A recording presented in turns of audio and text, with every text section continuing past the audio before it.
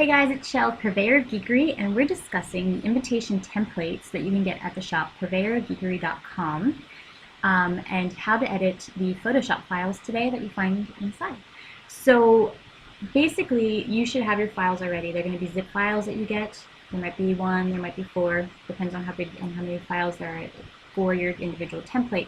We're going to be working with the Vintage Rose wedding invitation. Now, the same concepts apply to all the invitations that don't involve photos across the offerings, but if you do have photos in your invite, there's a separate tutorial for that, so go look for that now. Now, with the zip files, make sure that you extract them before you try editing. There's another tutorial on how to do the preliminary things of extracting your files and installing your fonts, which you want to do in order for Photoshop to play nice, because if you don't, Photoshop's going to be cranky, and that sucks.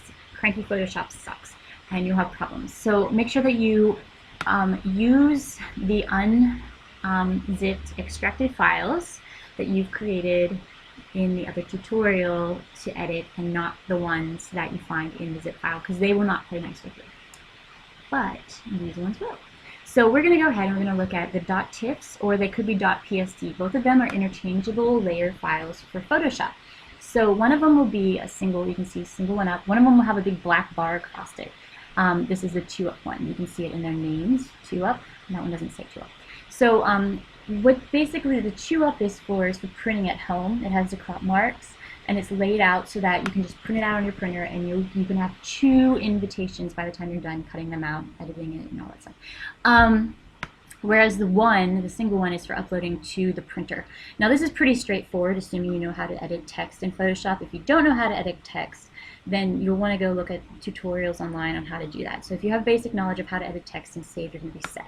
Edit your text, go to File, go to Save As, and you're going to want to save it as either ideally as a flattened TIFF. So if depending on what your printer accepts, if they accept TIFFs, go with that, because it doesn't compress. Photoshop does, but it's not going to be, you're not going to notice a difference in quality if you use Photoshop. It's going to be pretty easy. So flatten image, then save as TIFF. If not, save it as a JPEG, and you're set to go.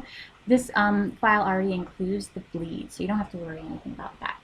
So let's take a look at the chew-up TIFF. Okay, so let's take a look at the chew-up TIFF and how to use this. It's a little different because we use smart objects, which is basically what this little note here is talking about, the big black thing on top. So you want to hide me. Hide the layer, and if you don't have access to the layers, again, if you want to go to Windows and Layers and check that, or F7. I'm using CS5. It might be a little different if you're using a newer or older version or the cloud version of Photoshop, but it's generally it's the same. Just Google it if you can't find how to do it for your version. So this, you'll see some of the icons here have a little, or I'm sorry, some of the layers have a little icon in the corner and some of them don't. Now these are the smart objects. These are your words. So what we're going to do is we're going to double click on that, and we can edit the words from here, and it's going to change it in both instances here, so it kind of cuts down on the amount of work that you have to do. Instead of editing twice, you can edit once. So I toggle the background on whenever I'm trying to edit, because otherwise it's going to be hard to see some of the smaller print. And then, just do your edits the way that you normally would, and then save.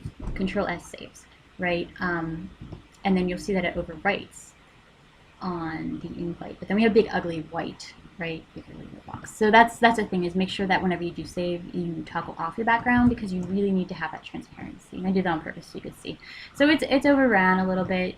Just work with your text. Actually, it's going to go 26 or so. And Control Save, and that's really ugly. You have to really work with it, but I'm just showing you for the instances now because we don't have a lot more time. Anyway, from here you can just Control P, Control Print, Control P to print. Or if you're going to send it, you might want to flatten your image first before you send it to the printer, because then it'll print faster. If you have any questions, send me an email at the email in your template, and I will try to help you as much as possible. Thanks.